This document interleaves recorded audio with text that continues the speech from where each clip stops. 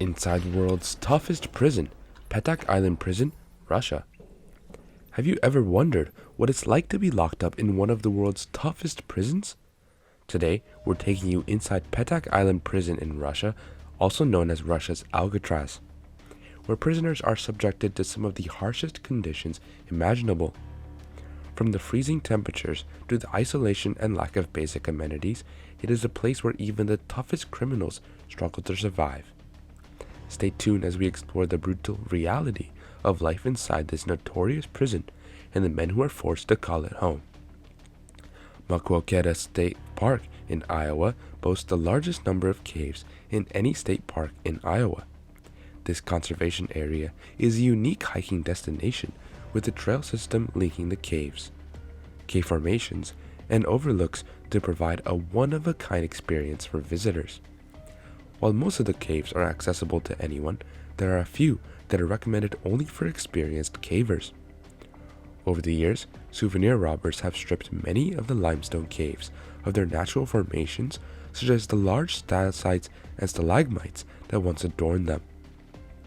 However, this has not deterred visitors, and many continue to explore the caves in search of adventure.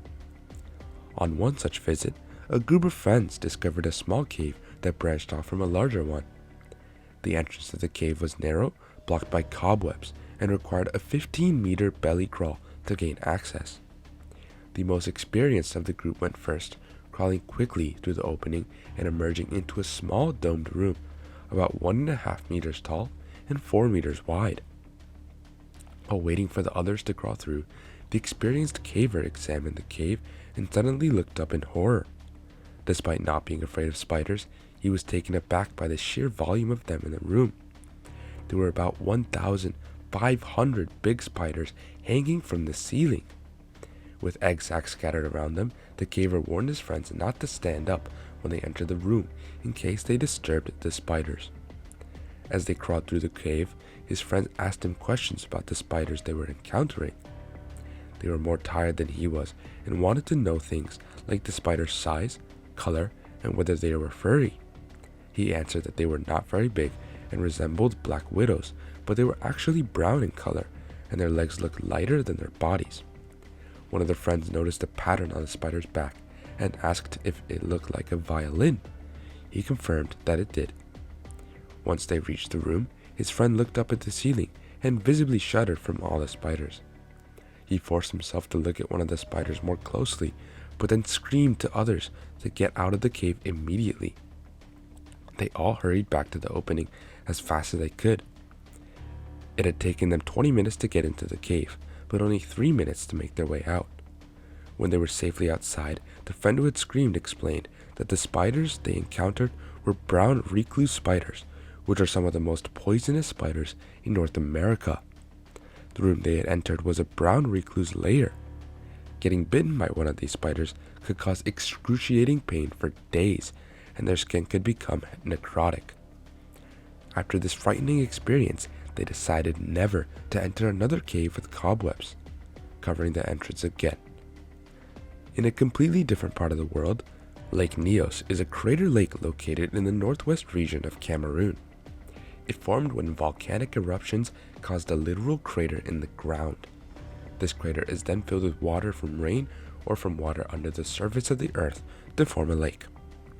On August 21st, 1986, a mysterious event occurred at the lake, causing the water to turn a deep red color. This was followed by the formation of a 100-foot column of water and foam at the surface, which triggered a massive wave that swept the shore and knocked down trees. The water level in the lake also dropped by about a meter. The reason for this strange phenomenon was the rising of iron-rich water from deep within the lake to the surface. When this water came into contact with the oxygen from the air, it oxidized, causing the water to turn red. At the same time, over 100,000 tons of carbon dioxide gas was released from the water at a speed of nearly 100 kilometers per hour. Carbon dioxide is heavier than air, which means it does not float away. Instead, it moves along the ground, displacing the lighter air around it. A few kilometers away from the lake, in the village of Sabum, A man named Joseph McQueen was going about his day when he smelled something terrible. He then heard his daughter sleeping nearby begin to snore loudly and abnormally. When he went to check on her, he realized he couldn't speak and collapsed on the ground, unconscious. Hours later, Joseph woke up and found that his clothes were covered in a red, honey-like substance, and he had sores all over his body. He then went to check on his daughter, but tragically, she was dead. Joseph tried to cry out, but he could not breathe. Joseph ran out of his house in a panic and checked around the neighborhood.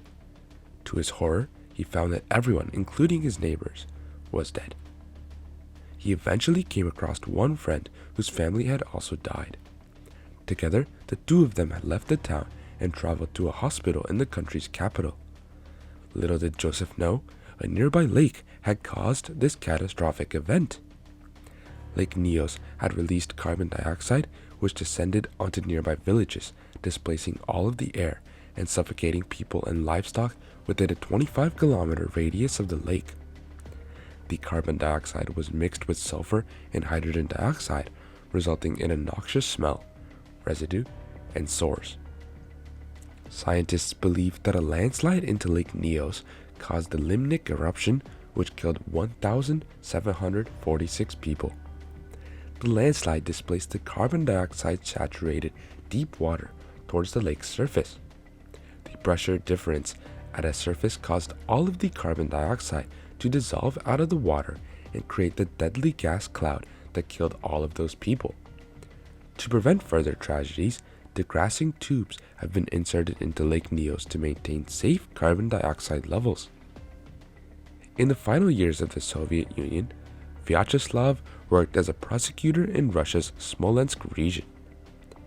Despite holding a position of authority and using it to manipulate people, he was deeply unsatisfied and bored with his life. One day, he snapped and grabbed a knife from the store he was in. He stabbed a bookkeeper to death and then turned on the cashier, killing her too. After stealing money from the cash register, he left the store.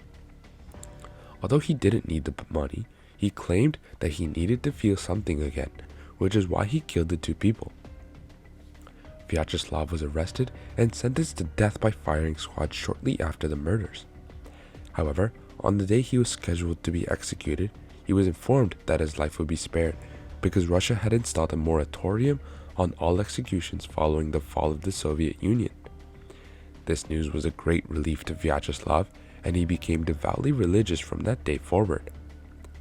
Despite not being executed, Vyacheslav was transferred to Russia's notorious Petak prison, also known as Russia's Alcatraz, located in the Volgograd region.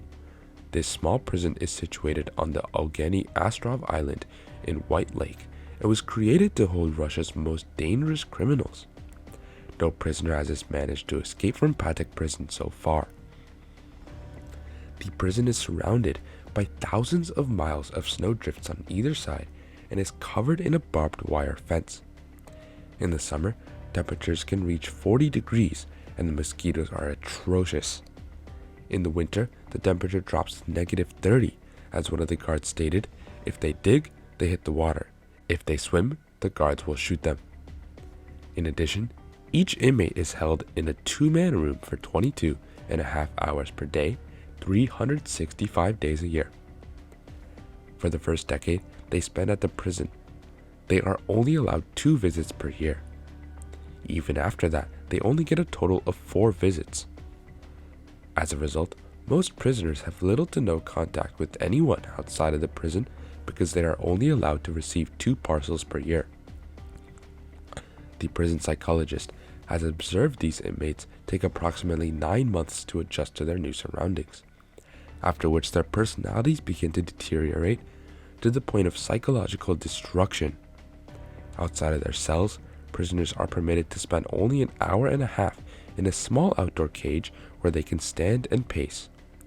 Once they return to their cells, they are provided with a metal bucket as a toilet and a wooden plank as a bed. Access to basic amenities like showers is limited, contributing to the high rate of tuberculosis in the prison. In the event of a prisoner's death, they are taken to a nearby graveyard and buried in the presence of 1 or 2 guards. Prisoners who misbehave are subjected to 15 days of confinement in special punishment cells, which are small and dark rooms without books. During the day, their bed is stowed away, leaving them with only a narrow wooden perch to sit on. Regardless of one's views on the crimes committed by these men, it is undeniable that the 193 inmates serving life prison sentences at Petak prison are enduring one of the most terrifying environments on the planet. Thanks for joining us today as we explored the world of Petak Island Prison, one of the toughest prisons in the world. From the freezing temperatures to the isolation and lack of basic amenities, the conditions inside this prison are unimaginable to most of us. It's a stark reminder of the consequences of our actions and the importance of rehabilitation and reform in the criminal justice system. We hope you found this video informative and eye-opening. And if you did, don't forget to like, share, and subscribe to our channel for more content like this. Until next time, stay safe, and thanks for watching.